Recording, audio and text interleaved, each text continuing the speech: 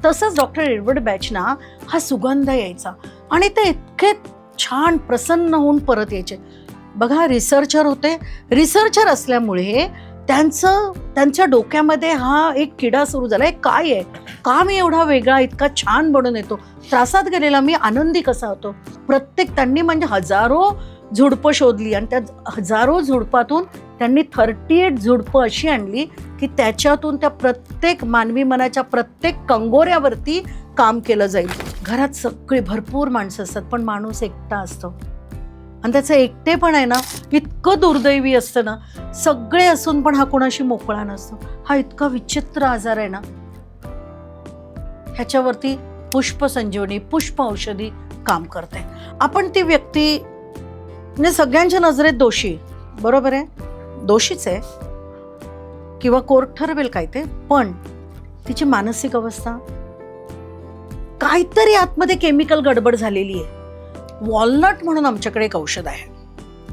आता वॉलनट म्हणजे सगळ्यांना खाण्याचा प्रकार वाटेल, पण हे वॉलनट जे औषध आहे ना हे परिस्थितीशी ऍडजस्ट करायला शिकवतं.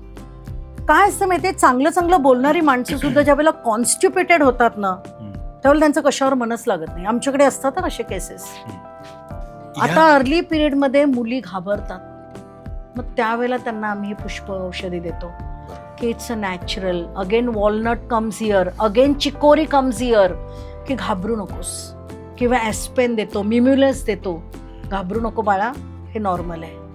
हॉलिस्टिक अप्रोच देण्यासाठी एखादं मेडिटेशन आम्ही शिकवतो, कारण ते मेडिटेशन ज्या वेळेला शिकवतो त्यावेळेला जे आमचे स्टुडंट असतात ते स्वतःच मेंटली खूप स्ट्रॉंग होतात. आणि जो व्यक्ती मेंटली स्ट्रॉंग आहे ना तो समोरच्याला असा हात देऊन बाहेर काढतो. आजकाल एन्झायटी आणि कॉन्स्टंट वरीमध्ये आपण सगळे खूप जण असतो. वेगवेगळ्या कारणांमुळे आपण अँशियस असतो आणि कायम कसली तरी चिंता असते. बॅच फ्लॉवर थेरपीनी हे सुधारू शकतं. रामबाण उपाय.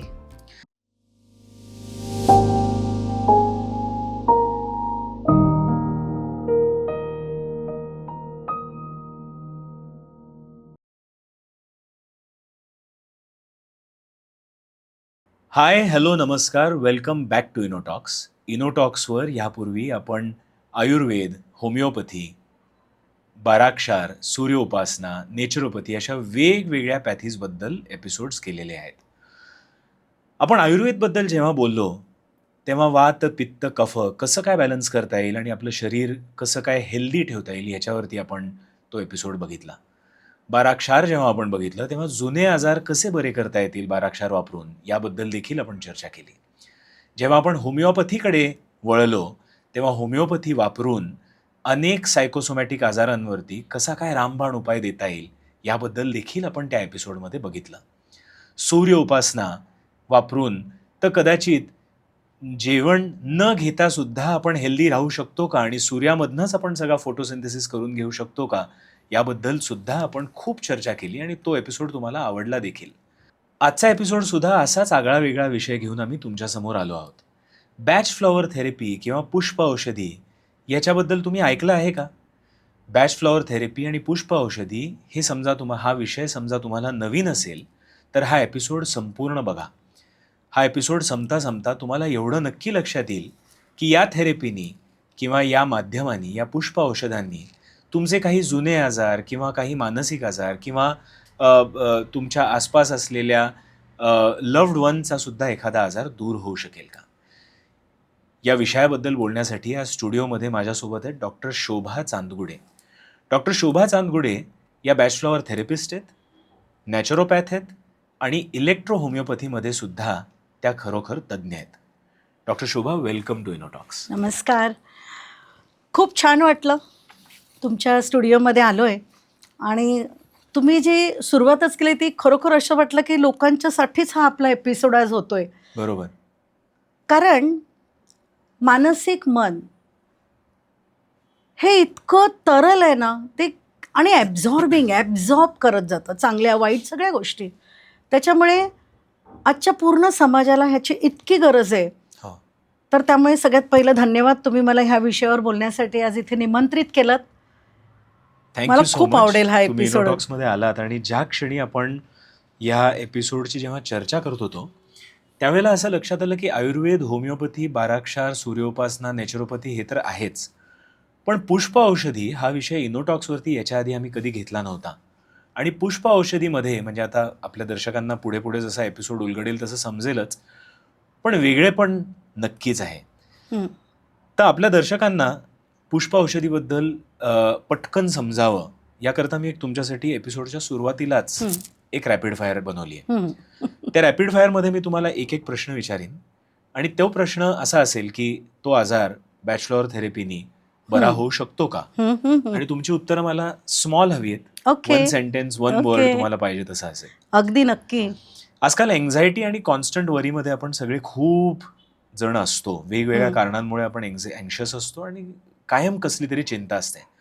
बॅचलर थेरपीनी हे सुधारू शकतं. रामबाण उपाय. लहान मुलांना काही फिअर्स असतात. हं. म्हणजे रात्री बागुलबुवा असतो हं. किंवा अंधारामध्ये झोपण्याची एकट्याने झोपण्याची भीती असते हं. किंवा बेड वेटिंग होत असतं हं. किंवा नाईटमेअर्स होत असतात. हं. याच्यासाठी बॅचलर थेरपीचा उपयोग होऊ शकतो. लहान मुलाचं आयुष्यच बदलून टाकतं. अँगर आणि इरिटेबिलिटी हं. म्हणजे टेम्पर्स आजकाल आईमध्ये किंवा वडिलांमध्ये सुद्धा किंवा कोणामध्येही हं. खूप जास्ती टेम्पर दिसू शकतो. हं. खूप पटकन राग येतो किंवा खूप पटकन कसं होतं. हं. ह्यासाठी बॅचलर थेरपीचा उपयोग होऊ शकतो. 100%. सॅडनेस आणि ग्रीफ हं. काही प्रसंग आयुष्यात येतात जेव्हा जेव्हा माणसं निघून जातात हे जग सोडून किंवा काही ग्रीफ असतो, हं. काही सॅडनेस असतो, हं. त्यावेळेला बॅचलर थेरपीचा उपयोग होऊ शकतो. त्याचं मूळच बॅचफ्लॉवर थेरपी आहे. इन्सोमनिया, हं. झोप येत नाही, याच्यासाठी तुमचा बॅचलर थेरपी म्हणजे पुष्प औषधी ही पुष्प संजीवनी होऊ शकते. 100% आमच्या संस्थेचं नावच पुष्प संजीवनी आहे. हं. पण इथं जरा मी 2-3 शब्द वापरते. तुम्ही म्हणालात एका वाक्यात सगळ्यात छोटी-छोटी उत्तर दिली, पण इथं थोडंसं इन्सोमनिया जो आहे, झोप, निद्रानाश हा जो आहे, ह्याची वेगवेगळी लक्षणं असतात आणि वेगवेगळी कारणं असतात. त्याच्यामुळे ते कारणं नीट शोधून जर पुष्प औषधीने वापर केला तर 100% रिझल्ट आहे. मिड लाईफ क्रायसिस हं. ज्याला आपण म्हणतो किंवा आज खूप प्रचलित झालेलं हं. ही फ्रेज आहे हं. किंवा बायकांमध्ये अर्ली मेनोपॉज हं. हा समजा आला तर बॅचलर थेरपीनी त्यांच्यावरती उपयोग होऊ शकतो. पूर्णपणे. प्रेग्नन्सी, हं. नवीन आया, पोस्टपार्टम डिप्रेशन किंवा अशा गोष्टींमध्ये बॅचलर थेरपीचा उपयोग होऊ आम्ही शकतो. त्यांच्यासाठीच आहोत.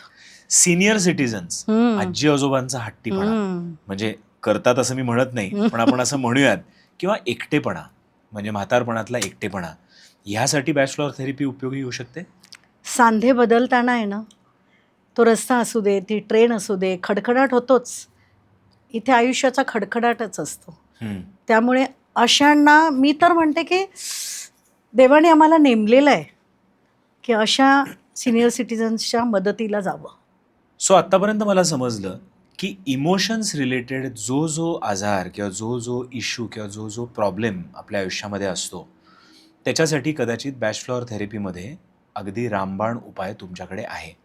पण मला आता खरंच प्रश्न पडला आहे की बॅचलर थेरपी म्हणजे नेमकी काय? मी वाट बघत होते की हा प्रश्न कधी विचाराल मला. डॉक्टर एडवर्ड बॅच इंग्लंडमध्ये जन्माला आले. एक फिजिशियन, उत्तम फिजिशियन, आणि नुसते फिजिशियनच नाहीत तर मेडिसिनवरती रिसर्च करणारी व्यक्ती, सतत काही ना काहीतरी नवीन करायचे आणि तरल व्यक्तिमत्व. तरल म्हणजे ना स्वतः पेशाने डॉक्टर असेल तरी म्युझिक पण अट्रॅक्ट करायचं, म्हणजे तरलता समजवण्यासाठी सांगते मी तुम्हाला. तर त्यांच्या ते ना ते he was working with allopathy, त्यांच्या ना मनात काहीतरी असं सतत चालायचं, काहीतरी कमी आहे, लिंक इज मिसिंग.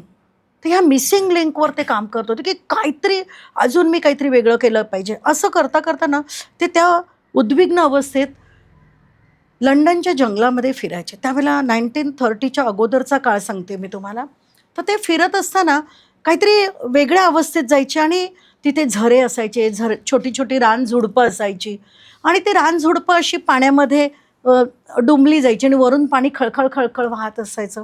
तुम्हाला माहिती आहे का, जंगलात गेल्यानंतर आपल्याला सुद्धा रानवारा दिसतो आणि ते असं समजतो आणि त्याचा सुगंधही त्या रानफुलांचा समजतो.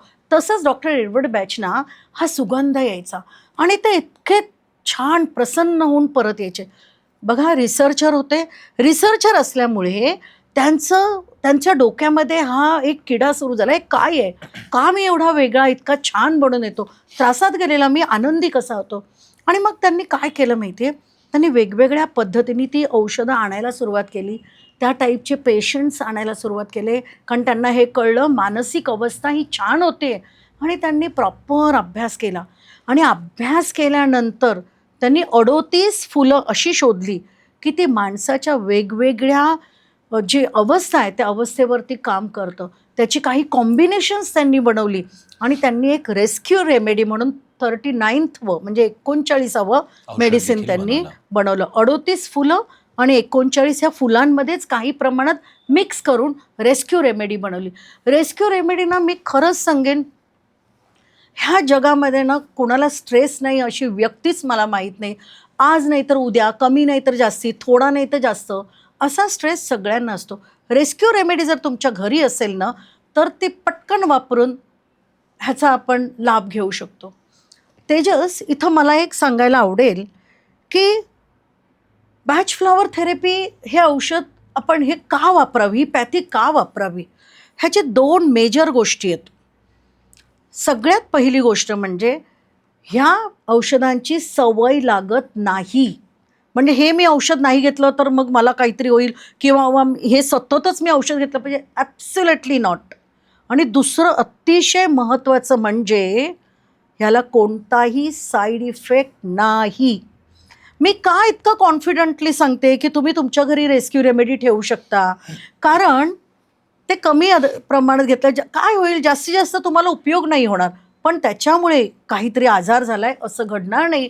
जसं ॲलोपॅथीचं नको ते औषध घेतलं तर आपल्याला काहीतरी घडू शकतं, असं काहीही इथे घडणार नाही. म्हणून ह्या पुष्प औषधी किंवा ज्याला बॅच फ्लॉवर म्हणतो ह्याचं मी पुरस्कृत ह्याला का करते, हे 2 मेन रिझन आहेत. आणि पुढे जाऊन थोडंसं मला हे सांगायला आवडेल की डॉक्टर एडवर्ड बॅचने इतकं ह्याच्यावरती संशोधन केलं की संपूर्ण मानवसृष्टी जेवढी आहे ना त्यांच्यावर त्यांनी उपकार करून ठेवलेले आहेत. असं झालं की ही पॅथी 1930मध्ये त्यांनी 1930 to 1936 एवढ्या पिरियडमध्ये त्यांनी डीप अभ्यास केला ह्याचा. आणि ह्याचा प्रसार ह्याच्या उपयोगामुळे इतका फास्ट झाला की सर्व देशांमध्ये ही पॅथी वापरली जाऊ लागली. आणि मग त्या गव्हर्नमेंटनी डॉक्टर एडवर्ड बॅचना त्यांच्या कामाचं योगदान, त्याचा पुरस्कार म्हणून त्यांचं स्वतःचं नाव ह्या पॅथीला दिलं आहे.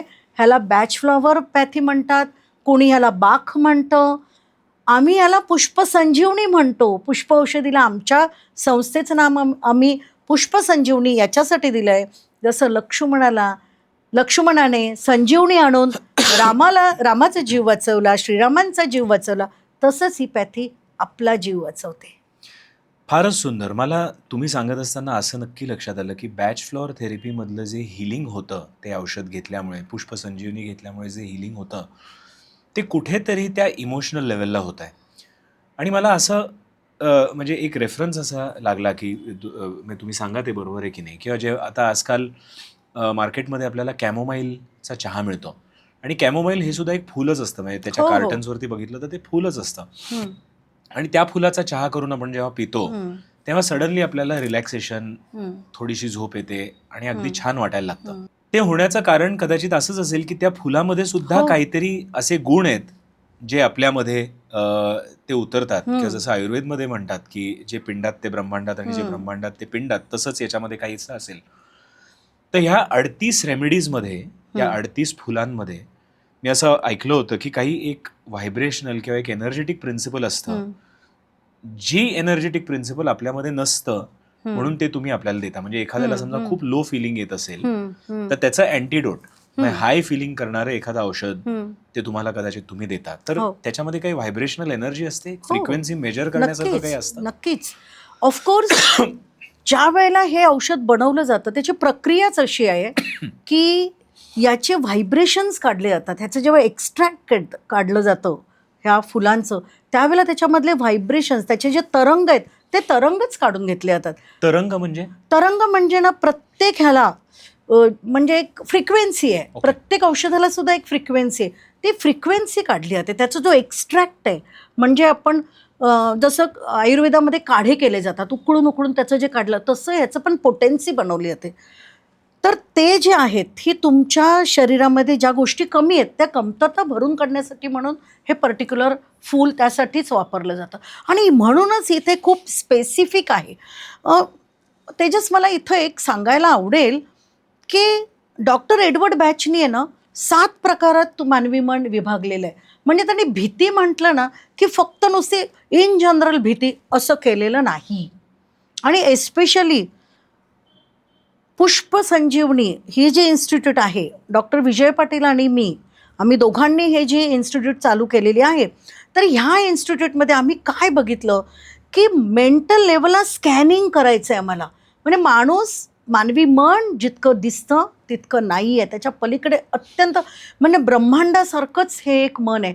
म्हणजे तुम्हीच म्हणालात आता की जे पिंडी ते ब्रह्मांडी, ब्रह्मांडी ते पिंडी, 5 एलिमेंट्स, पंचमहाभूत, हे संपूर्ण युनिवर्स आहे, ब्रह्मांड हे पंचमहाभूतांनी बनलं आहे. पण आपलं शरीरसुद्धा पंचमहाभूतांनी बनलं आहे. आणि माइंड, बॉडी अँड सोल, मन आहे ना, हे सुद्धा पंचमहाभूतांनी बनलं आहे. म्हणजे काय आहे, तुम्ही वायू होतो किंवा कफ होतो किंवा तुम्हाला ॲसिडिटी होते, ह्या सगळ्या गोष्टी कशामुळे आहेत? पंचमहाभूत इम्बॅलन्स झाल्यामुळे. डॉक्टर एडवर्ड बॅचनी हे पक्कं ओळखलं होतं की मानवी मन इम्बॅलन्स होतं आणि इम्बॅलन्स होतं त्याच्यामुळेच सगळे आजार होतात. म्हणजे सगळ्यात पहिलं काय केलं पाहिजे, तर तुमचं माइंड आहे ना, ह्याला बॅलन्स केलं पाहिजे. आणि बॅलन्स करण्यासाठी जी औषधी गरजेची आहे त्या प्रत्येक त्यांनी म्हणजे हजारो झुडपं शोधली आणि त्या हजारो झुडपातून त्यांनी 38 झुडपं अशी आणली की त्याच्यातून त्या प्रत्येक मानवी मनाच्या प्रत्येक कंगोऱ्यावरती काम केलं जाईल. मला ना संत कबीरांचं एक दोहा इथे मला सांगायचं आहे. त्यांनी आपल्याला म्हटलं आहे, मन जिंकलं ना, मन से हारे तो हार गए और मन से जीते तो जीत. संत कबीर यही कहते हैं, मन में ही है परिमित. म्हणजे हा सगळा मनाचा खेळ आहे. पण मनाचा खेळ आहे ना, माणसाला ह्या जगात आनंदी किंवा दुःखी, अस्तित्व टिकवेल किंवा अस्तित्व नाहीसं करेल. आणि मी हे जे वाक्य बोलते ना की मनाचा खेळ हे सगळं करतो, ह्याला आमच्या ह्या प्रॅक्टिसमध्ये 100% आम्हाला उदाहरणं याची मिळालेली आहेत.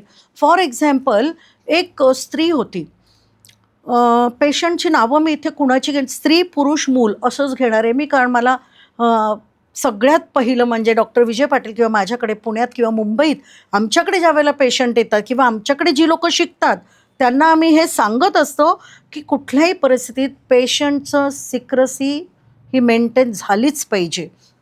तर एक स्त्री आली आणि म्हणजे लग्न होऊन 3-4 वर्षच झालेले, दोघंही IT सेक्टरमध्ये खूप छान परिस्थिती, कारण पगार चांगले होते. पण नवरा जरा जास्त गुड लुकिंग होता तिच्यापेक्षा. तिला सतत संशय की याचं अफेअर आहे. दोघंही नवरा बायको आमच्याकडे आले आणि तिला आम्ही बसवलं की प्रश्न बाबा लिहून घे, हे मी तुम्हाला पुढे सांगणारच आहे की आमची पद्धती कशी आहे.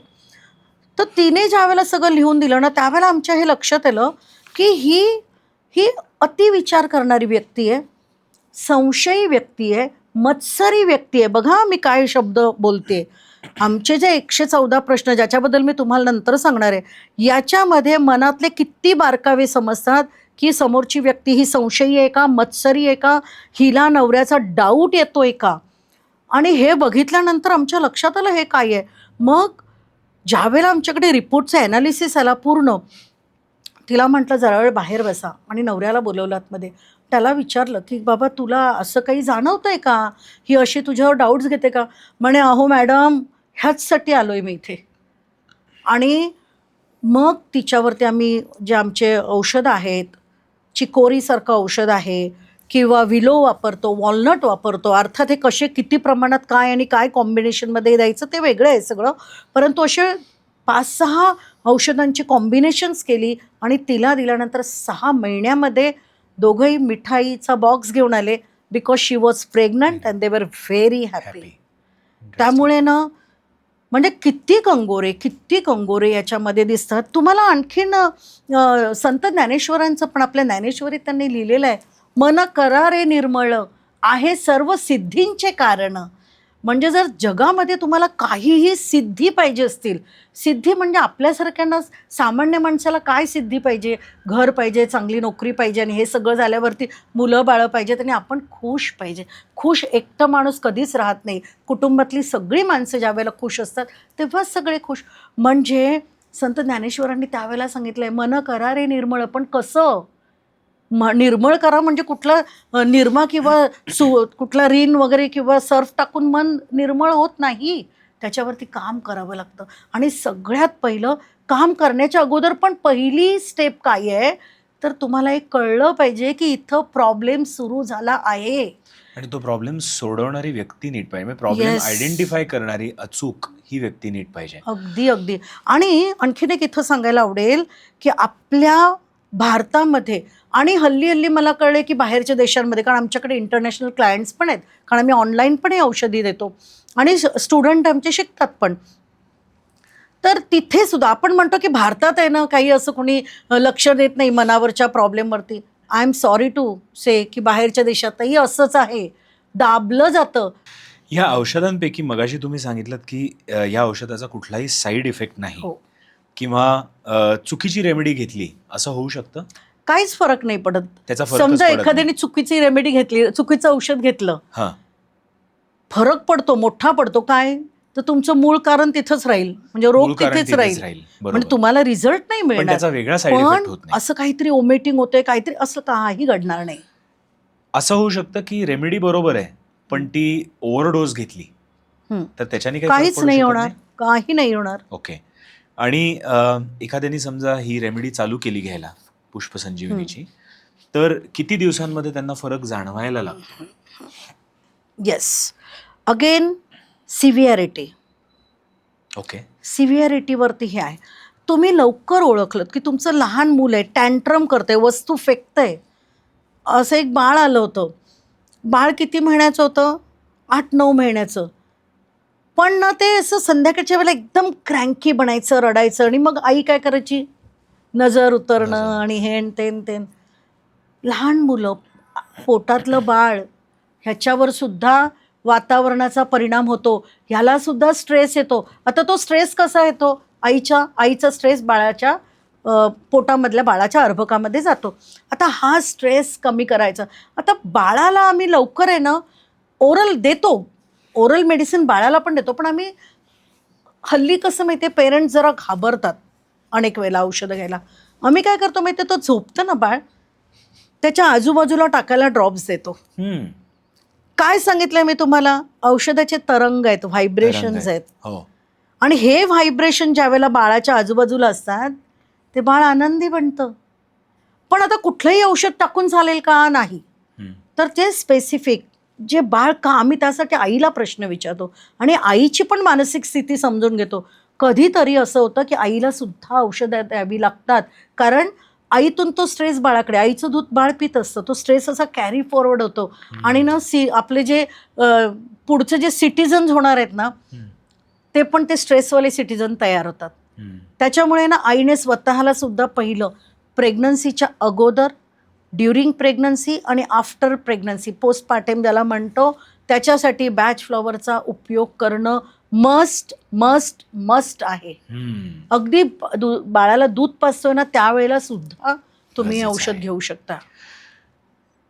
मी सुरुवातीला जसं म्हणलं एपिसोडच्या की आम्ही होमिओपॅथी, बाराक्षार आणि आता बॅच फ्लॉवर रेमेडी असे तिन्ही पॅथीजबद्दल आता इनोटॉक्सवरती बोललो आहोत. होमिओपॅथी म्हणतं लाईक क्युअर्स लाईक. बाराक्षार म्हणतं की तुमच्यामध्ये समजा एखादा मिनरलचा इम्बॅलन्स असेल तर ते तुम्ही औषधं घ्या आणि मिनरलचा बॅलन्स समतोल करा, ज्याच्याने तुमचा इश्यू सगळा निघून जाईल. बॅच फ्लॉवर थेरपी म्हणतं की इमोशनल स्टेट तुमची जी आहे त्याच्यावरती याचं औषध आहे.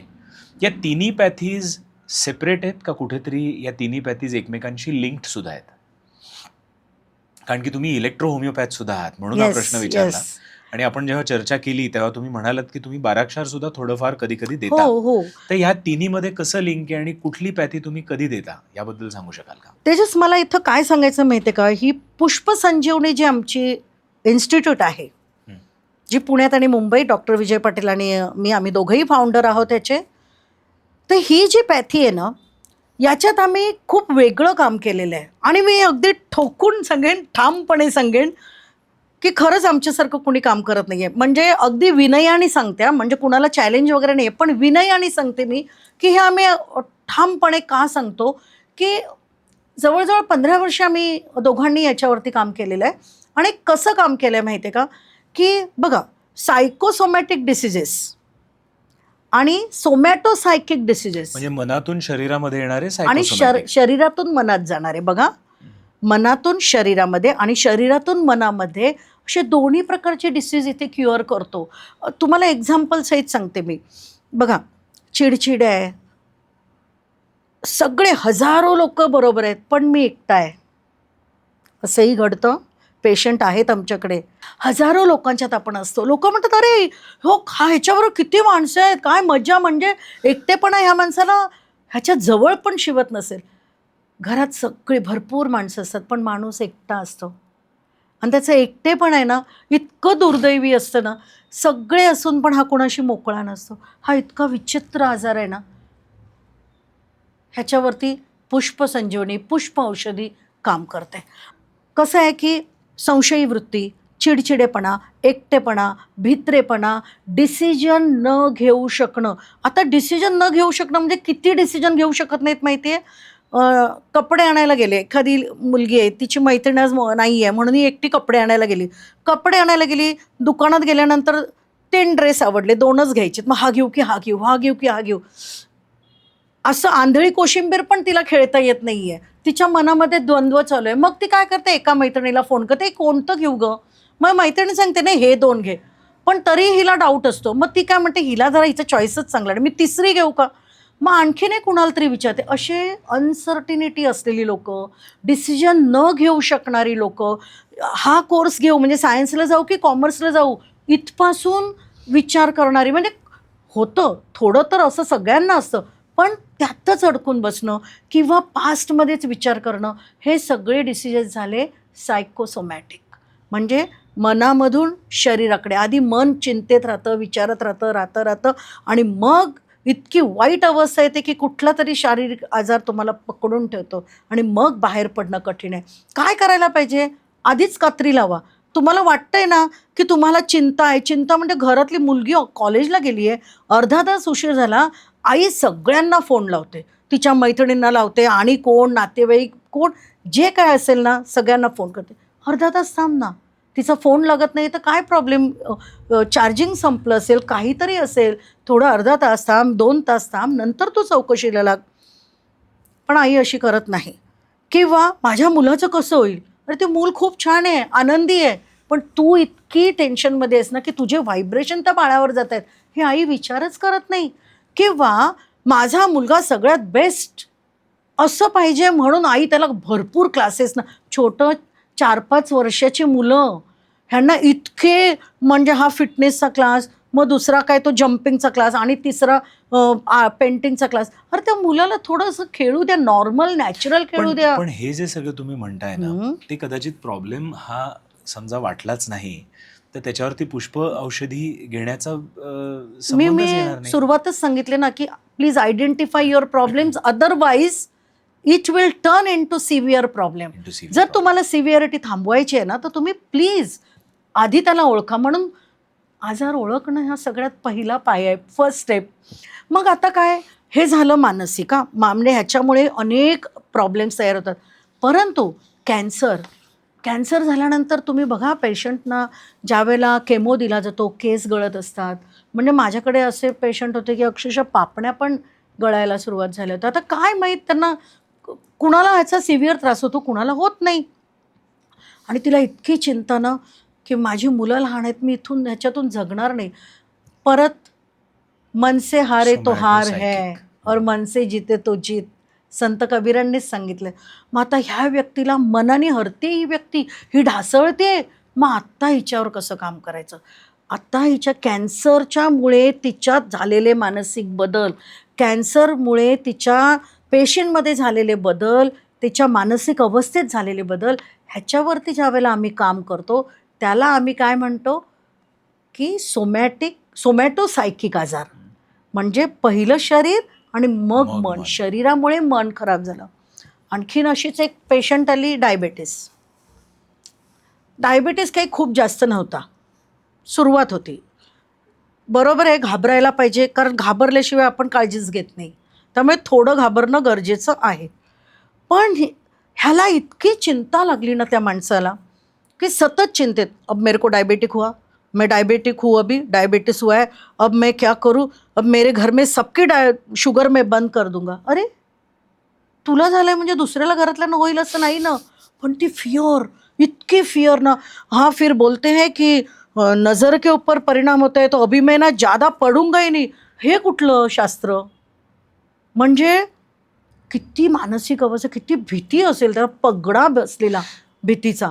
मग ते त्याच्यातून ज्या काही अवस्था तयार होतात, किंवा डायबिटीसच्या लोकांना पायामध्ये आग, दाह, शरीराचा दाह सुरू होतो, किंवा सूज निर्माण होते, किंवा खरोखरच काही वेळेला कमी दिसायला लागतं. तर ह्याच्यासाठी सुद्धा आमच्याकडे काही उपचार आहेत. परत सांगते हे अल्टरनेटिव्ह थेरपी आहे. म्हणजे तुमचे औषधोपचार तुम्ही चालूच ठेवायचे, तुमच्या जोडीला आहेत. फास्ट तुम्हाला त्याचं जर रिझल्ट पाहिजे तर आम्ही आहोत. आपल्या शरीरात आहे ना तेजस, कार्टिसोल नावाचं एक केमिकल असतं, ते सतत स्त्रवत असतं. पण ते ज्या वेळेला अतिप्रमाणात स्त्रवायला सुरुवात होते, स्ट्रेसमुळे कार्टिसोल आपलं द्रवत असतं जास्त. आणि ते काय करतं, आता डायबिटीसची तुम्ही प्रॉपर औषधं घेताय किंवा कॅन्सरची औषधं घेताय, पण हे कॉर्टिसोल जेव्हा वाहतं, प्रवाहित होतं, त्यावेळेला आपण जी औषधं घेतो त्या औषधांना जवळजवळ 0 उपयोगाची बनवतात. त्याला कंट्रोल करणं गरजेचं आहे. पण मग त्याला कसं कंट्रोल करू आपण, की मनाची चांगली अवस्था. मग ही कशी होईल, ही भीतीचं इतकं दडपण असतं ना, की मग आजाराची भीती असू देत, कशाची भीती, तर त्याने तो माणूस खचून जातो. मग बॅच फ्लॉवर सांगतं, अब तुम्हारा समय डरने का नहीं है, मगर डर के आगे जीत है. तर डर के आगे जीत आमचं हे पुष्प औषधी आहे. कॉर्टिसॉलचं तुम्ही बोलताना मला एका व्यक्तीला मी भेटलो होतो आणि त्या व्यक्तीने मला असा एक स्टेटमेंट म्हणून दाखवला होता. त्याच्या स्वतःच्या बाबतीत ती व्यक्ती मला सांगत होती, तुम्ही म्हणालात की कॉर्टिसॉलमुळे भीतीचं आवरण पूर्ण शरीरामध्ये येते आणि त्याच्याने तो डिसीज वाढतोय. पण हा माणूस मला म्हणाला की मला भीतीच वाटत नाही. आणि ज्या वेळेला ती व्यक्ती ते म्हणाली मला भीतीच वाटत नाही, आणि तुम्ही जे सांगितलेलं आत्ता लिंक केलं, तर असं कदाचित मला लक्षात येते की हार्मोनल लेवलला त्याच्या बॉडीमध्ये कॉर्टिसॉल बनतच नसेल. अशा केसेससाठी सुद्धा बॅच फ्लॉवर थेरपी होऊ शकते, हो वापरू शकतो. किंवा आत्ता जी खूप प्रचलित झालेली केस आहे जिथे गडावरनं कडेलोट झाला अनफॉर्च्युनेटली, त्या केसमध्ये सुद्धा तो मानसिक आजारच नाही का? फार छान प्रश्न विचारलात. आय वॉज वेटिंग फॉर दिस. कारण आपण ती व्यक्ती म्हणजे सगळ्यांच्या नजरेत दोषी, बरोबर आहे, दोषीच आहे, किंवा कोर्ट ठरवेल काय ते, पण तिची मानसिक अवस्था, काहीतरी आतमध्ये केमिकल गडबड झालेली आहे.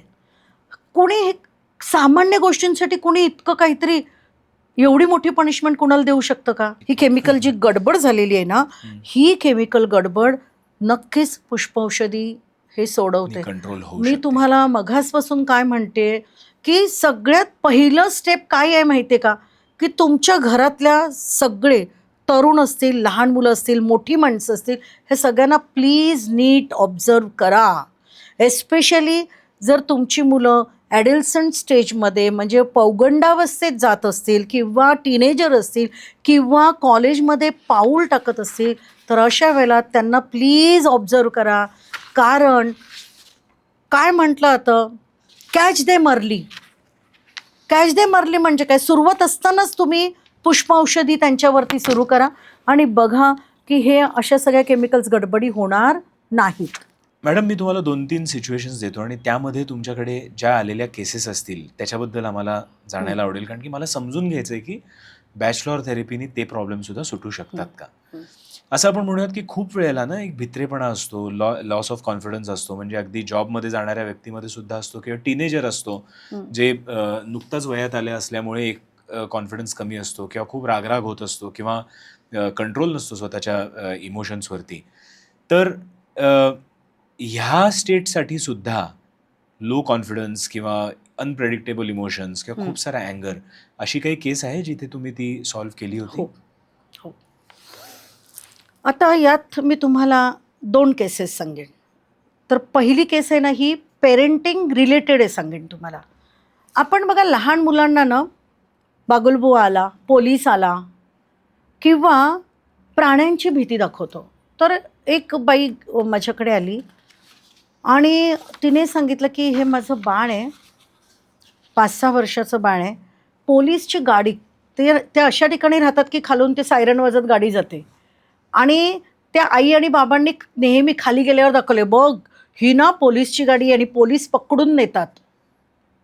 हे त्या मुलाच्या मनावर इतकं बिंबवलं आणि त्या बिचाऱ्याला इतकी भीती बसली. बघा, सगळ्या पेरेंट्सना हे सांगते, की आपण जे लहान मुलांना आपल्याला वाटतं, की बाळाला काही कळत नाहीये, पण लहान मुलाला जी भीती दाखवतो ना, त्या भीतीचा पगडा इतका प्रचंड प्रमाणात होतो, की ह्या बाळाने काय सुरुवात केली, 12 वाजता त्याला जेवायला द्यायचे आणि जेवायच्या ते 11:30 ते 12:30 मध्ये खालून पोलिसच्या गाड्या जायच्या.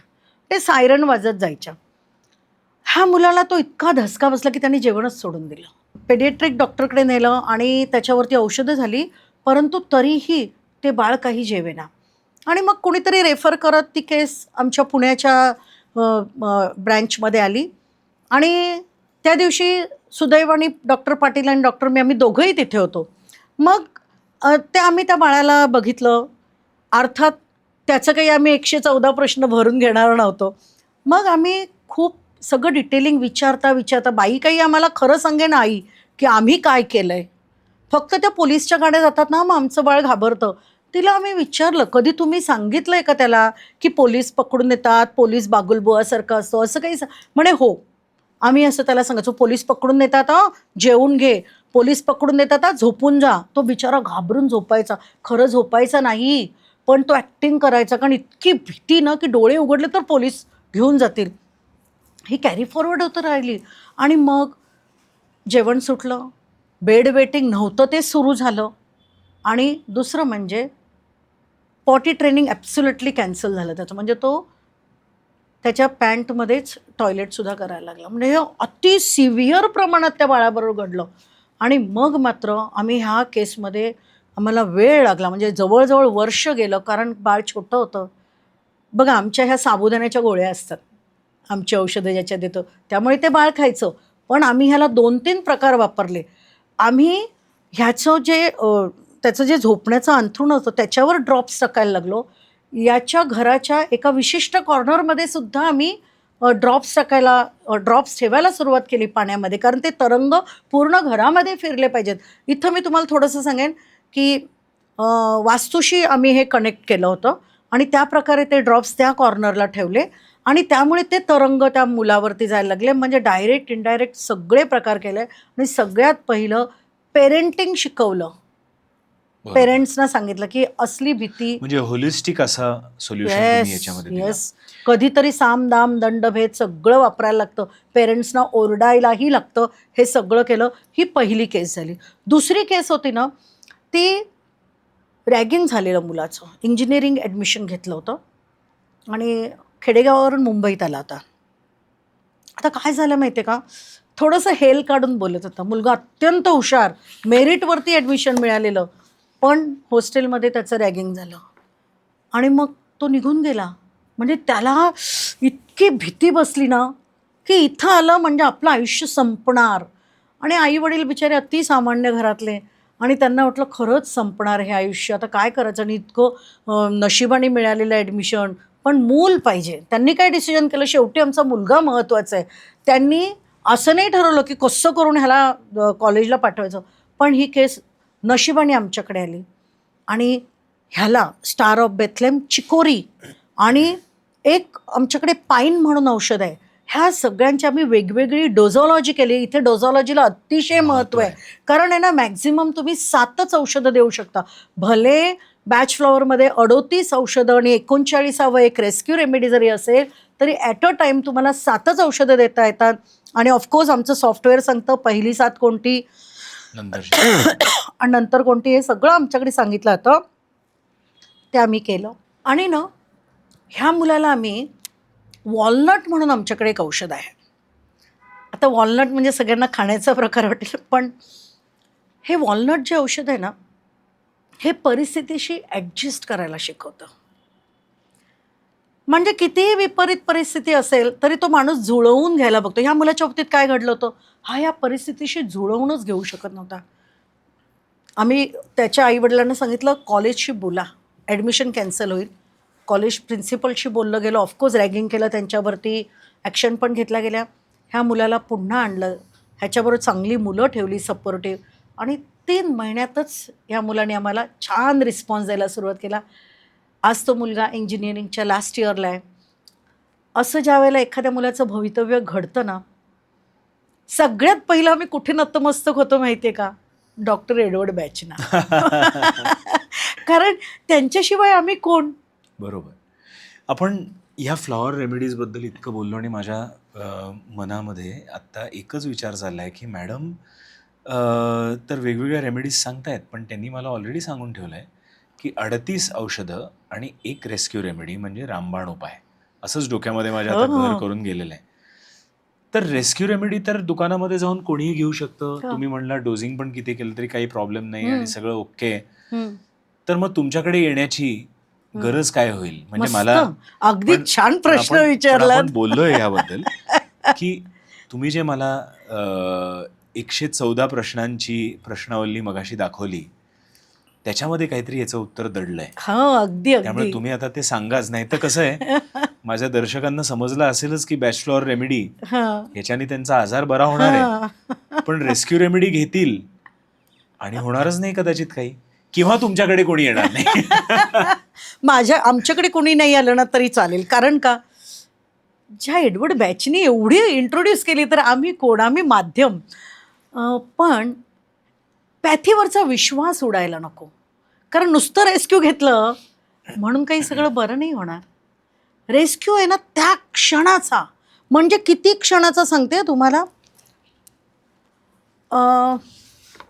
एक व्यक्ती होती, हार्ट अटॅक आला त्याला, आणि आम्ही हे सगळ्यांना सांगतो आणि प्रेक्षकांना टेक अवे आहे हा.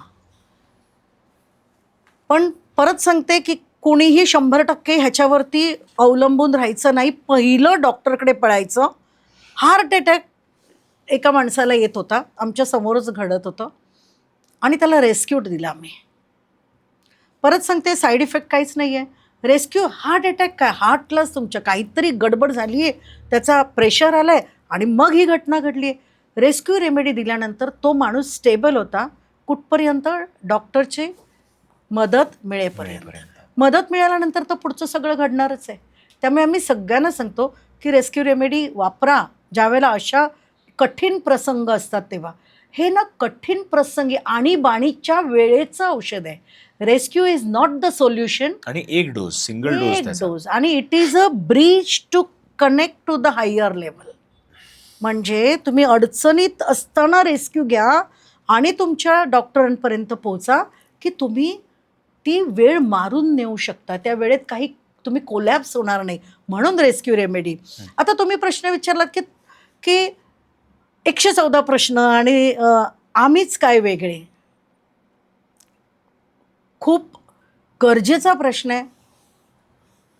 बॅच फ्लॉवरचे बॉक्सेस मिळतात, ते आणा घरी आणि वापरा, आणि मग म्हणा अरे बॅच फ्लॉवर काही मदतच करत नाही. बॅच फ्लॉवर कधी मदत करेल, एक्झॅक्ट तुमच्या मनाचं स्कॅनिंग झाल्यानंतर. स्कॅनिंग म्हणजे काय, किती कांद्याच्या पातळ साली इतकं बारीक बारीक बारीक स्कॅनिंग करायला लागतं. एवढी आवरणं आहेत आपली, जशी मेंदू आपल्या ब्रेनवरती आवरणं आहेत ना, ब्रेनच सगळं स्टोअर करतं ना, ह्या आठवणी सगळं, जे सुखदुःखाच्या सगळ्या गोष्टी कुठे आहेत, ब्रेनमध्ये पातळ लेअरवरती आहे सगळं, आणि त्यातूनच तर मन बनतं. मन, आणि म्हणून तर माइंड बॉडी अँड सोल आपण नेहमी म्हणत असतो. तर आम्ही काय करतो, आम्ही सॉफ्टवेअर बनवलेलं आहे. ह्या सॉफ्टवेअरमध्ये काय घडतं तुम्हाला सांगते. 114 प्रश्न तुमच्याकडे मी ती कॉपी दिलेली आहे. 114 प्रश्न इंग्लिश, मराठी आणि हिंदीमध्ये आमचे हे 114 प्रश्नांचा सेट असतो. ह्या 114 प्रश्नांवरून आम्ही तुमचं संपूर्ण मेंटल स्कॅनिंग करतो. म्हणजे प्रत्येक मनाची अवस्था, बारीक बारीक अवस्था आम्हाला कळते. आता याच्यामध्ये काय काय कळतं, तुमचं सप्तचक्र कसं आहे. तुम्हाला सगळ्यांना सप्तचक्राबद्दल माहीत असेल. व्हायब्रेशन्स असतात. जसं आपण देवादिकांचे फोटो बघतो, त्यांच्या बाजूला जे आभामंडळ आहेत चमकदार असतं, तसं आपल्या सगळ्यांना असतं. आणि ज्यांना ऑरा रीड करता येतो, म्हणजे सप्तचक्र रीड करता येतो, ते आपलं आभामंडळसुद्धा रीड करतात, जसं आम्ही लोकही करतो. तर हे आभामंडळ तुमचं किती विकसित झालेलं आहे, हे किती पर्सेंटेजमध्ये कमी आहे आणि कोणत्या लेअरमध्ये प्रॉब्लेम आहे, म्हणून कोणता फिजिकल आजार होऊ शकतो. प्रत्येक म्हणजे मनाचा कोश असतो, वेगवेगळे कोश आहेत हे सप्तकोश. तर प्रत्येक कोशामध्ये, अन्नमय कोशामध्ये काय आहे, प्राणमय कोशामध्ये काय, हे सगळं डिटेलमध्ये आपल्याला कळतं आणि त्याचं पर्सेंटेज आमच्या सॉफ्टवेअरमधून निघतं, जे आम्ही आमच्या रिपोर्टमध्ये देतो. इतकंच नाही तर सप्तचक्र जे आहेत, जर सप्तचक्र जर प्रेक्षक हो तुम्हाला जर माहीत असेल ना, किंवा त्याचा तुम्ही अभ्यास केला जर असेल, तर प्रत्येक सप्तचक्र ही 7 चक्र जी आहेत ना, ती आपल्या आजारांशी निगडित आहेत. 72,000 ज्या नाड्या आपल्या आहेत, ह्या सगळ्या नाड्या आपल्या सप्तचक्रांची कनेक्टेड आहेत. आणि समजा माझं हार्ट चक्र बरोबर नसेल किंवा माझं थ्रोट चक्र बरोबर नसेल, ज्या व्यक्तीचं थ्रोट चक्र डिस्टर्ब असतं, तर त्या व्यक्तीला बोलण्याचा कॉन्फिडन्स नसतो. ती व्यक्ती कधीतरी तोत्रीसुद्धा असू शकते किंवा बोलताना अर्धवट बोलते, परत थांबते, किंवा इंटरव्ह्यूला गेली आहे, बोलू नाही शकत आहे. हे कशामुळे? कारण तुमचं थ्रोट चक्र डिस्टर्ब आहे. जर तुमचं स्वाधिष्ठान किंवा मणिपूर चक्र जर डिस्टर्ब असेल, तर त्याच्या रिलेटेड म्हणजे जननी आहेत आपली, त्याच्याशी जे रिलेटेड आजार आहेत ते होऊ शकतं. म्हणजे युरिनरी ट्रॅक्टचा प्रॉब्लेम असू शकतो. आम्ही हेही बघितलं आहे की मणिपूर आणि स्वाधिष्ठान ज्यावेळेला गडबड असते, त्यावेळेला म्हणजे प्रेग्नन्सी राहण्यात सुद्धा त्रास होतो. आणि ते पण आम्हाला इथे पर्सेंटेज वाईज कळतं. म्हणजे तुमचं शरीर, मन हे ज्यावेळेला तयार व्हायला पाहिजे की तुमच्या आयुष्यात पुढच्या काही गोष्टी घडायच्या, तर हे असं आहे का, लग्न करायचे परंतु तुम्हाला असे काही आजार आहेत का की जे आजार तुम्हाला नंतर त्रासदायक ठरू शकतात, किंवा भीती असते कधीतरी, लग्न ह्या गोष्टीचीच, संकल्पनेचीच भीती असते, शारीरिक संबंधांचीच भीती असते.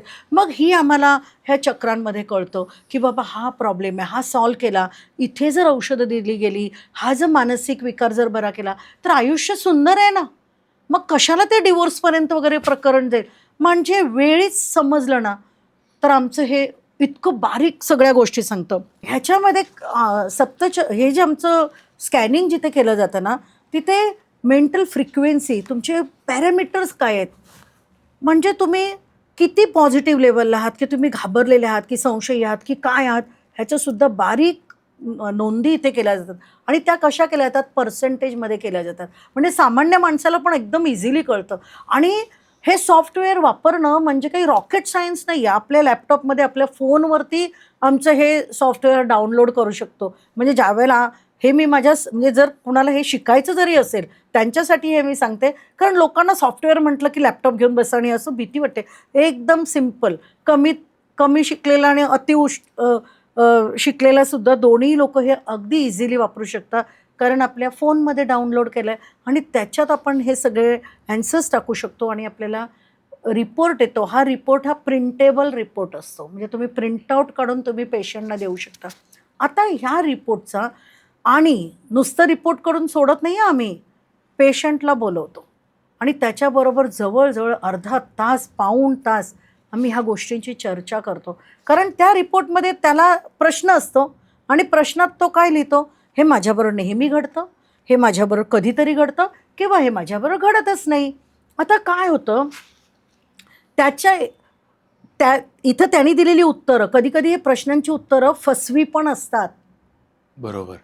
कारण पेशंटला ना कधीकधी खरं बोलायचंच नसतं. बरोबर. आम्हाला ते पकडावं लागतं. ज्या वेळेला आम्ही 1 to 1 करतो ना, त्यावेळेला आम्ही असे सगळे प्रश्न विचारतो की सगळ्या गोष्टी बाहेर Automatically ते येतात. समजतं. आणि मग डोझॉलॉजी जी आहे ना, which is the base of success of batch flower. म्हणजे जर तुम्ही प्रॉपर डोझॉलॉजी जर वापरली तरच तुम्हाला 100% रिझल्ट मिळतो. मी तुम्हाला काय सांगितलं की एका वेळेला 7च औषधं वापरलं, तुम्ही देऊ शकता. त्याच्यानंतरची औषधंही युजलेस ठरतात. पण मग तुम्हाला जास्त प्रॉब्लेम आहेत. तर मग कुठले प्रॉब्लेम्स पहिल्यांदी हँडल करायचे हे Correct. कशावरनं कळतं? मग हे आम्हाला ह्या पर्सेंटेजवरून कळतं. म्हणजे बाबा एखादा 90% प्रॉब्लेम आहे. सो समजा आता सप्तचक्र आपण जेव्हा म्हणतो तेव्हा 7 चक्र, सहस्रार आहे, आज्ञाचक्र आहे, थ्रोट. थ्रोट चक्र आहे, हार्ट चक्र आहे, अनाहत आहे, मणिपूर आणि स्वादिष्ठान आहे आणि रूट चक्र आहे. तर ह्या मूळाधार आहे. ह्यामध्ये समजा तुम्हाला समजलं की एखादा खूप अस्वस्थ आणि चलबिचल आहे आणि त्याचा मूळाधार बरोबर नाही आहे आणि त्याच्याबरोबर समजलं की नाही त्याचं मणिपूर आणि स्वादिष्ठान ते तिन्ही चक्रांमध्ये इश्यूज आहेत होतं ना असं. आणि त्याचे वेगवेगळे इमोशन्स एकत्र आहेत. आणि पण तुम्हाला नंतर असंही कळलं की अरे तो बोलताना सुद्धा घाबरतोय, त्यामुळे थ्रोट चक्रामध्ये पण इश्यू आहेत. म्हणजे आता 7 पेक्षा समजा जास्ती इश्यूज झाले, तर मग कुठला इश्यू सॉल्व्ह करायचा हे रिपोर्टमध्ये तर दिसेलच, पण त्याच्या व्यतिरिक्त व्यक्तिशः त्या माणसामध्ये सुद्धा तुम्ही Yes, समजून घेता का की त्याचा 100%. कुठला प्रॉब्लेम सॉल्व्ह केला तर बाकीचे कदाचित ऑटोमॅटिकली सॉल्व्ह होतील. हो, अगदी अगदी 100% बरोबर प्रश्न विचारलाय. म्हणजे एक पुढे एक्झाम्पल समजा द्यायचं असेल आणि ते बरोबर आहे का जस्ट एक डोक्यात आलं म्हणून की समजा एखाद्याचं थ्रोट चक्र आणि मणिपूर आणि स्वादिष्ठान समजा हे असेल, ब्लॉक्ड असेल किंवा त्याला डायजेशन इश्यूज असतील आणि त्याला बोलण्यामध्ये कॉन्फिडन्स लेस असेल, तर तुम्ही आधी थ्रोट चक्रावरती जास्ती काम कराल का की जेणेकरून तो समजा कॉन्फिडंट झाला तर बाकी ऑटोमॅटिकली डायजेशन नाही. त्याचं सुधारून जाईल? नाही, रॅदर उलट जाणार. ओके. काय असतं माहितीये, चांगलं चांगलं बोलणारी माणसं सुद्धा ज्यावेळेला कॉन्स्टिपेटेड होतात ना, त्यावेळेला त्यांचं कशावर मनच लागत नाही. आमच्याकडे असतात ना असे केसेस. कॉन्स्टिपेशन शारीरिक आहे आणि मानसिक पण आहे. काय होतंय माहितीये का, ज्या वेळेला तुम्ही मणिपूर चक्र आणि स्वादिष्टांवर काम कराल, म्हणजे ॲसिडिटी, कॉन्स्टिपेशनवाल्याला ॲसिडिटी पण होते. बरोबर. त्यामुळे ज्यावेळेला आम्ही पहिलं ह्याच्यावर काम करतो ना, तो माणूस ना आपोआपच रिलॅक्स होत जातो. आणि तो जसा रिलॅक्स व्हायला लागेल ना, तसा तसा ऑटोमॅटिकली कॉन्फिडन्स त्याचा वाढत जातो. आणि कॉन्फिडन्स ज्यावेळेला वाढत जातो, ॲटलिस्ट तो जिथे कम्फर्टेबल आहे तिथे तो बोलतो. पण कॉन्स्टिपेटेड असेल ना, तर कम्फर्टेबल ठिकाणी सुद्धा माणूस बोलत नाही. आपण अजून 1-2 सिच्युएशन्स घेऊ जेणेकरून लोकांपर्यंत समजेल की 114 प्रश्न त्यांनी दिले की कसा स्कॅनिंग रिझल्ट तुमच्यापर्यंत येतो आणि कसं त्यांच्या मनातलं तुम्हाला समजतं. एक सिनारिओ असा आहे की आपण असं समजू की कोरोना काळामध्ये खूप जण रेस्पिरेटरी इलनेसनी म्हणजे कदाचित थ्रोट आणि अनाहत या 2 चक्रांमध्ये त्यांना खूप सारा प्रॉब्लेम होत होता. म्हणजे असं मला वाटतं, तुम्ही ह्याच्यावरती स्पष्टीकरण द्या. तर कोरोना काळामध्ये बॅच फ्लॉवर रेमेडीचा तुम्ही कसा उपयोग केला अगदी. आणि ह्या स्कॅनिंग मधनं तुम्हाला हो कसं काय? हो, सगळ्यात पहिलं म्हणजे कोरोना काळात काय झालं, कोणी कुणाला भेटायचं नव्हतं. माणसं ना एकटी एकटी झाली आणि इतकी भीती म्हणजे बघा ना, दरवाजे उघडला आणि समोरचं कोणी दिसलं तर लगेच दरवाजे बंद करायचो. म्हणजे ते अगदी नाईटमेअर असल्यासारखं आपल्या ते किंवा दार उघडलं की आपल्याला कोरोना झाला एंट्रीच घेतली वाटायचं. हो. आणि आज आपण हसू तरी शकतोय, पण किती भयान परिस्थिती. म्हणजे आपण बघितलं की खच पडलेला प्रेतांचा, अशी अवस्था. ऑनलाईन गोष्टी मदतीला ठरल्या यावेळेला, कारण ऑनलाईन औषधं आम्ही पाठवू शकत होतो आणि ऑनलाईन आपण बोलू शकत होतो ह्याच्या बाबतीत, कारण मेडिसिन्स अलाउड होते जायला. बघा, ज्यांना आम्ही औषधं नाही पोचू शकलो, पण त्यांना आम्ही मानसिक उभं करू शकलो. कारण प्रश्न तर आम्ही घ्यायचो, आम्हाला तर कळायचं की ह्यांचं काय आता, कारण भीती सगळ्यात महत्त्वाची होती त्यावेळेला. आणि ती सकारण होती आणि अकारण पण होती. सकारण अशी होती कारण मोठं होतं. मग अशा वेळेला त्या व्यक्तींवरती आमच्याकडे बाकी पण अल्टरनेटिव्ह हिलिंग मेथड्स आहेत, त्याचा आम्ही वापर करायचो. जिथे मेडिसिन पाठवायचे तिथे पाठवायचो. पण एक इन जनरल गोष्ट सांगेल, जिथे आम्हीही पोचलो नाही अशी एक गोष्ट म्हणजे, जी 60, 70, 75 अशी वयाची होती ना, ते काय म्हणायचे, आता काय मेलो तरी चालेल, बिनधास्त होती जराशी. बघा ना, कितीतरी सिनियर सिटीजन हट्ट करायचे की आम्ही एक राऊंड मारून तरी येणार, असंही मरणार आणि तसंही मरणार, अशी लोक होती. पण त्यांना कोरोना झाला नाही. पण जी खूप घाबरली, फिजिकली फिट असून सुद्धा त्यांना दगावली. कोरोनाचा प्रभाव जास्त झाला. कारण ऑफकोर्स मनावरती होतं. आणि त्यावेळेला खरं जिथे जिथे आम्ही औषधं देऊ शकलो ना, त्यांना आम्ही फिट आणि स्ट्रॉंग ठेवू शकलो. मग त्यावेळेला कुठल्या चक्रांवरती तुम्ही औषध दिलं हे किंवा बघा, आता सगळ्यात पहिलं ह्या वेळेला ना थ्रोट चक्रावर आम्हाला काम करावं लागलं. आता तुम्ही म्हणाल बोलायचंच नाही आहे, थ्रोट चक्राचं काम काय तिथे? थ्रोट चक्रावर का काम करायला लागलं सांगते. कारण ना माणसांना एकटेपणा आला, बोलायचे, माणसं बोलणं विसरायला लागली. लहान मुलं सुरुवातीला बघा हे डिस्कशन व्हायचे. आता कदाचित तुम्हाला आठवत असेल की नाही माहीत नाही, पण लहान मुलांचं बोलण्याचं बघा, बोलणं कसं शिकतो लोकांशी, एकमेकांशी आपण येतो, इंटरॅक्ट होतो. इंटरॅक्टच नाहीत लहान मुलं. त्यांच्या बोलण्यावरती परिणाम, जी ऑलरेडीच कमी बोलतात त्यांच्या बोलण्यावरती परिणाम, म्हणजे घुसमट ती इथं तयार व्हायला लागली. त्याच्यानंतर आम्ही काम केलं हार्ट चक्र. कारण हृदय, आपण बघा ना असं म्हणतो माझी कंबर बसली किंवा मला ना धस्स झालं. धस्स झालं म्हणजे कुठे घडतं? हृदयात घडतं. म्हणजे त्याच्यावर काम करणं.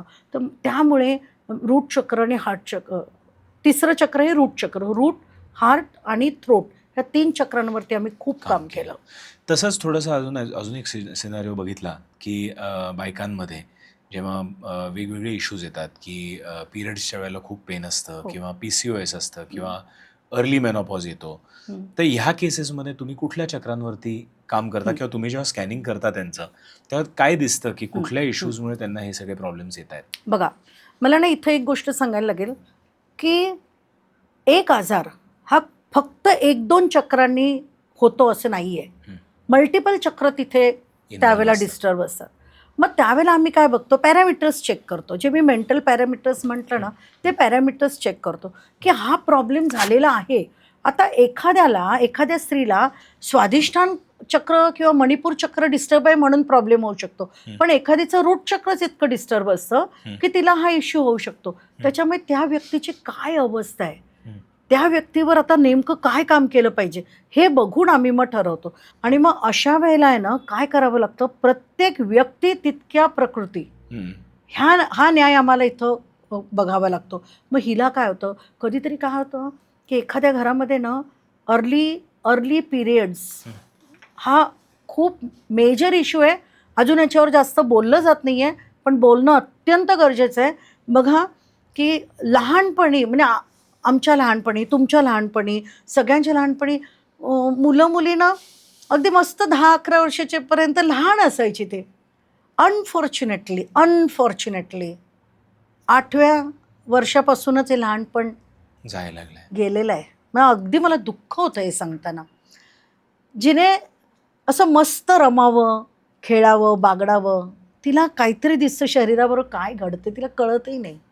आणि मग ती बाळ टेन्शनमध्ये, आई टेन्शनमध्ये, वडील टेन्शन. अर्ली मेनोपॉज कशामुळे होतं आहे माहिती आहे? एक तर खाणं हायब्रिडचं, त्याच्यानंतर जे बघतोय आपण, जो एक्सपोजर आहे. प्रत्येक लहान मुलाकडे फोन आहे. फोनमध्ये कितीही चाइल्ड लॉक केलं तरी काही नको ते पॉपअप होतंच, नको ते बघतो. शारीरिक, मानसिक सगळं हार्मोनल चेंजेस झालेले आहेत सगळे. नको ती संप्रेरकं जास्त उत्तेजित होत आहेत आणि मग जे येतं आहे ना ते असं अर्ली पिरियड. आता अर्ली पिरियडमध्ये मुली घाबरतात. मग त्यावेळेला त्यांना आम्ही पुष्प औषधी देतो की it's a natural. Again walnut comes here, again chicory comes here, की घाबरू नकोस. किंवा ॲस्पेन देतो, मिम्युलस देतो, घाबरू नको बाळा, हे नॉर्मल आहे.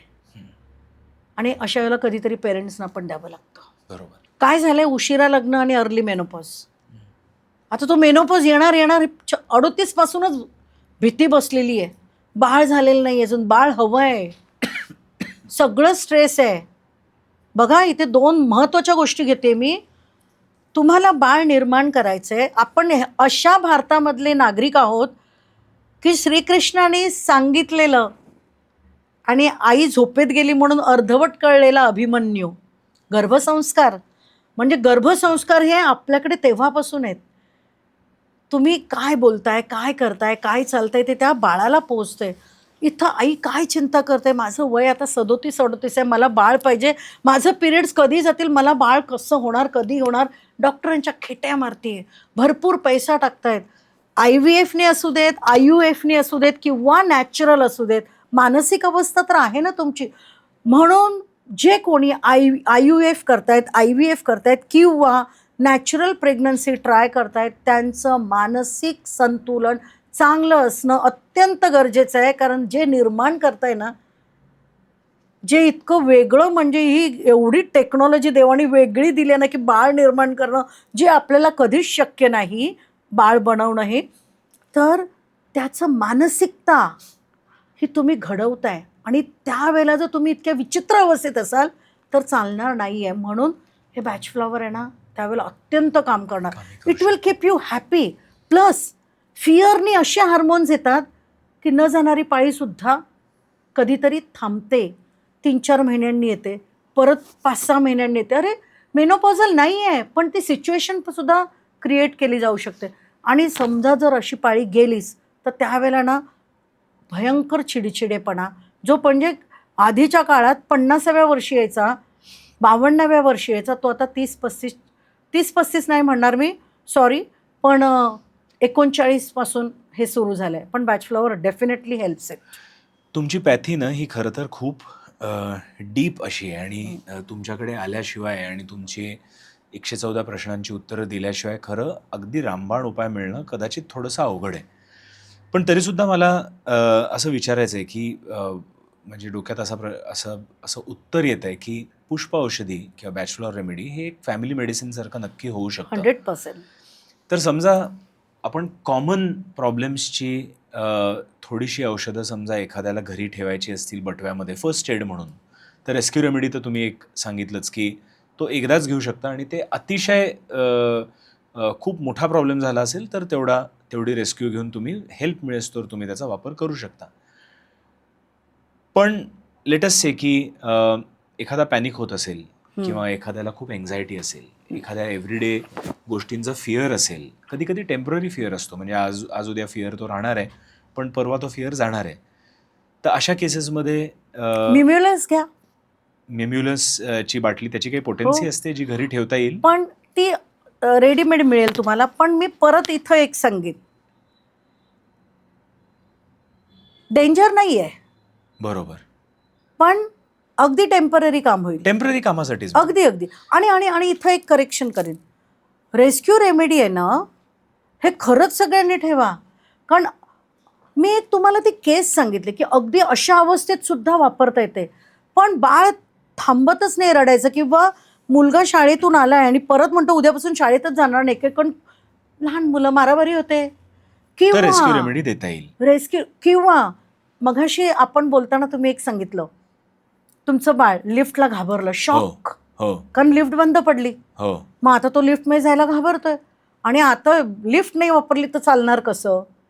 मग ज्या वेळेला आता असं तो समजा घरी आला किंवा तुम्ही बाहेर जाताना गाडीत बसताना खूप डिस्टर्ब झालाय, आता काय करू, आणि तुमच्या गाडीत जर रेस्क्यू रेमेडी आहे, द्या त्याला, त्याच्याने इमिजिएट फरक पडू येस, शकतो. शांत. किंवा कधी कधी लाईफमध्ये ट्रान्झिशन्स खूप येतात, म्हणजे हो. सडनली घरातली एखादी व्यक्ती अचानक आजारी हो. पडते किंवा निघून जाते, किंवा एखाद्याचं लग्न होत असेल तर ट्रान्झिशन असतो, मेजर ट्रान्झिशन, जॉब चेंज असेल, तर ह्या ट्रान्झिशन्सना डील करण्यासाठी कुठलं औषध ठेवता येईल? वॉलनट ठेवता येईल. आणि त्याचं वॉलनट काय फॉर्म्युलेशन? करतं, अडॅप्टेबिलिटी. ओके, तुम्ही ह्या सिच्युएशनला ॲक्सेप्ट करा, ॲक्सेप्ट करा, चेंज इज मॅन्डेटरी किंवा इनएव्हिटेबल. राईट. किंवा अजून एक सिनारिओ असा देतो की खूप विचार करण्याची सवय, ओव्हर थिंकिंग माइंड, की जसं तुम्ही सोमॅटोसायकिक मगाशी म्हणालात की एखादी गोष्ट घडली पण त्याचा आता माइंडवरती इतका पगडा झालाय, ज्याला आपण पोस्ट ट्रॉमॅटिक सारखं सुद्धा म्हणू शकतो, की तोच विचार त्या ट्रॉमामधनं आलेला. तर त्या केसमध्ये कुठली रेमेडी घरी ठेवता येईल? काय असतं की विचारचक्र चालूच राहतं. बघा ना, आमच्याकडे पेशंट येतात आणि काय सांगतात माहितीये, झोपायचंय पण ना डोळेही मिटतात, झोपेतही जातो, पण विचार चालूच असतात. झोपेतही विचार चालू, शारीरिक थकवा, मानसिक थकवा. ऑफकोर्स 3-4 गोष्टींचं आम्ही कॉम्बिनेशन करतो. मी असं तुम्ही विचारताय म्हणून मी सांगते. पण जर तुम्हाला पूर्ण विचारचक्र कशामुळे आहेत, विचारचक्राच्या आधी रूट कॉज काय आहे ते तर तू शोधायला पाहिजे. शोधतो, बरोबर आहे. पण जर असं तुम्ही मला विचारत की पटकन काय सुचवाल, तर व्हाईट चेस्टनट बरोबर ठेवायचा. हां. आणि ही सगळी मेडिसिन्स जी आहेत ती होमिओपॅथीच्या औषधांसारखीच दुकानात दिसतात. येस दुकानामध्ये मिळतात. पोटन्सी काही सांगायची काही गरज लागत नाही. ते रेडीमेड बनवलेले रेडीमेड असतात. बनवलेलं असतं. आम्ही जे बनवतो ते आम्ही आमची वेगळी बनवलेलं असतं. कारण कसं शेवटी दुकानात आणि आम्ही ह्याच्यात फरक तर असतो. आहेच. पण मग याचा डोस कसा घ्यायचा? डोस ना तुम्ही पाण्यामध्ये 5 ड्रॉप टाकू शकता. 5 ड्रॉप टाकायचा आणि ते पाणी घेऊ शकतो. तेवढं पाणी घेऊन टाकायचं आणि मग रिपीट करायचा डोस. हो, करायचा. तुम्ही 3 वेळा घेऊ शकता दिवसातून. आम्ही काय करतो माहितीये का, ज्या वेळेला एखादं सिव्हिअर पेशंट आमच्याकडे येतो, म्हणजे पोस्ट सर्जरी धक्का बसलेला आहे, सडन किडनी ट्रान्सप्लांट झालंय, किडनीसाठी सुद्धा बॅचलर खूप फायदेशीर ठरतात. खूप फायदेशीर. किडनी ट्रान्सप्लांट झाला किंवा किडनीचा इश्यू आहे, तर त्यावेळेला जे काही त्याच्यामुळे जे साईड इफेक्ट झालेले असतात शारीरिक, त्याला सुद्धा सेट करण्याचं काम पुष्प औषधी करतो. हां, आता त्यावेळेला काय असतं, त्या माणसाला एक तर शांतही करायचं असतं आणि त्या माणसाचे जे बाकीचे म्हणजे कॉर्टिसॉल, डोपामाइन, ही केमिकलसुद्धा चांगली केमिकल्स ही स्त्रवायला, म्हणजे आम्ही कॉर्टिसॉलला कंट्रोल करतो आणि डोपामाइनला वाढवतो. हे पुष्प औषधी करतो. बरोबर. आणि ही जी औषधं तुम्ही आता सांगितलीत ही घरामध्ये, म्हणजे आता फॉर एक्झाम्पल दिवाळीच्या वेळेला जेव्हा खूप सारे फटाके फुटत असतात किंवा काही असतं, तर घरातलं एक जे पेट असतं, पेट डॉग असतं, पेट कॅट असतं, ते पण खूप चलबिचल झालेलं असतं. त्याच्यासाठी सुद्धा ही औषधं कामी येतील. किंवा अगदी न्यूबॉर्न बेबी असेल, ज्याला खूप एन्झायटी झाली आहे काही वेगळ्या साऊंड ट्रिगर्समुळे, हो, तर त्यांच्यावरती सुद्धा हा छोटा डोस द्यायला हरकत नाही. खूप छान प्रश्न. मी सांगते तुम्हाला की आईच्या पोटात म्हणजे गर्भाच्या वेळेला हे औषध आईने घेतलं पाहिजे. म्हणजे इनडायरेक्ट ते गर्भाला जातं. म्हणजे इन्फंट अर्भकाला सुद्धा ही औषधी चालते. बरोबर. नो साईड इफेक्ट, म्हणजे नो साईड इफेक्ट. हे मात्र प्रूव्हन आहे. No Side side effects effect हे प्रूव्हन आहे. डॉक्टर शोभा, तुम्ही बॅच फ्लॉर रेमेडीबद्दल भरपूर केसेस सुद्धा सांगितल्यात.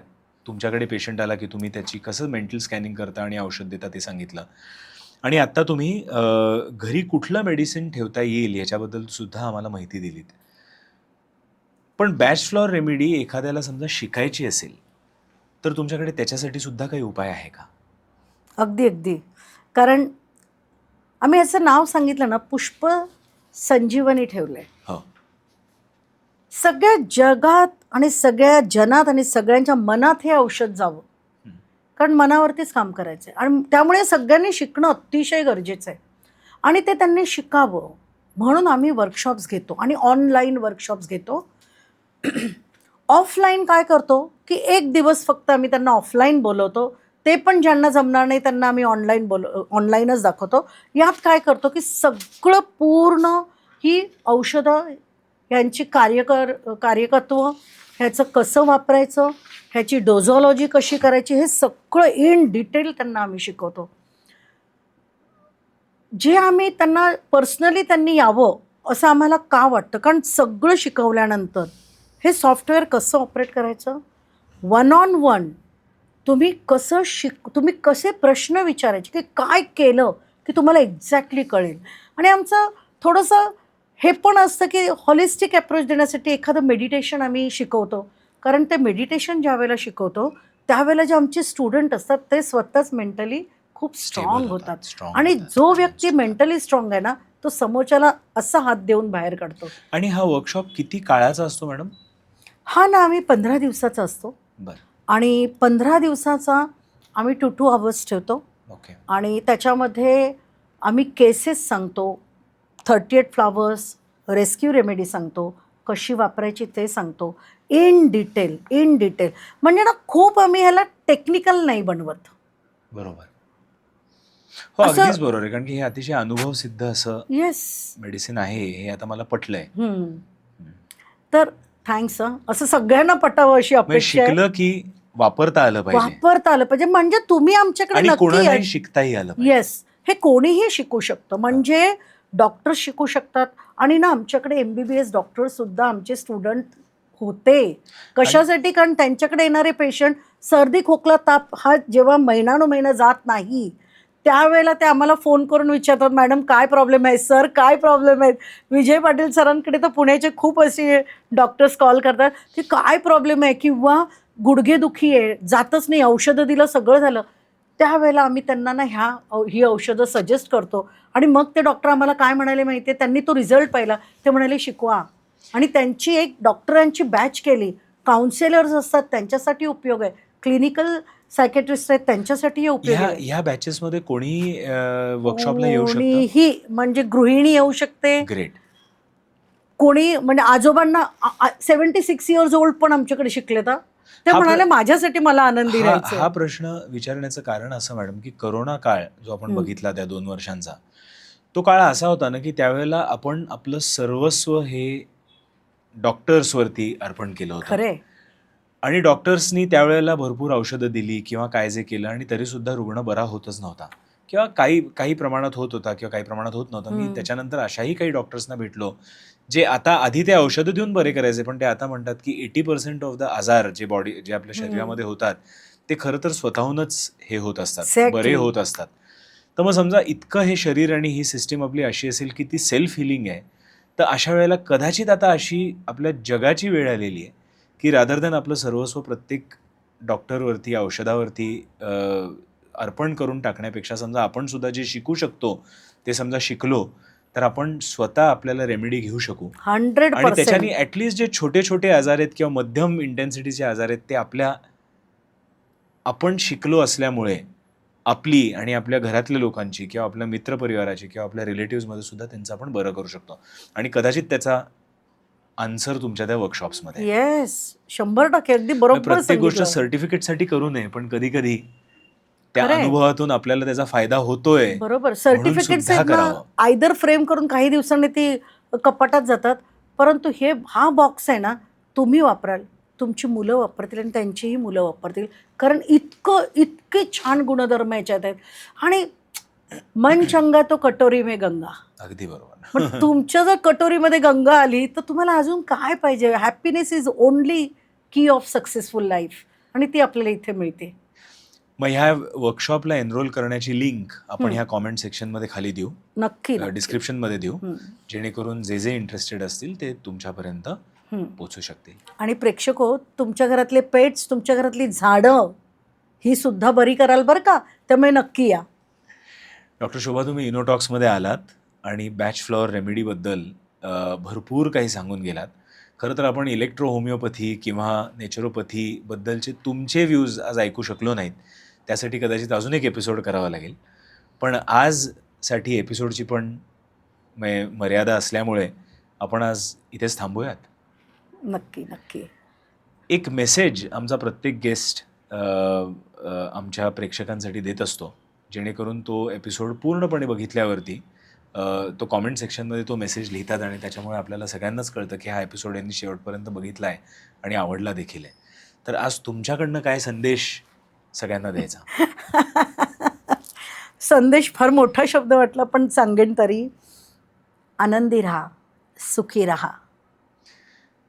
हे 2 गोष्टी जर तुमच्याकडे असतील ना, बाकी पैसा, luxury, it will follow you. मनाचं आरोग्य. आनंदी राहा, सुखी राहा, हेच कॉमेंट सेक्शनमध्ये आज तुम्ही टाका. डिस्क्रिप्शन बॉक्समध्ये आम्ही पुष्प संजीवनीबद्दल सगळीच माहिती डॉक्टर शोभा, डॉक्टर पाटीलपर्यंत, डॉक्टर पाटलांपर्यंत कसं पोचायचं याचे सगळे इन्स्ट्रक्शन्स देखील दिलेले आहेत. आणि इतकीच इच्छा जाता जाता की बॅच फ्लॉवर रेमेडीमुळे तुमच्याही आयुष्यामध्ये खूप चांगला बदल घडावा. हा एपिसोड संपूर्ण बघितल्याबद्दल खूप खूप धन्यवाद. आणि हो, सबस्क्राईब केलं नसेल, लाईक केलं नसेल तर हीच ती वेळ, हाच तो क्षण.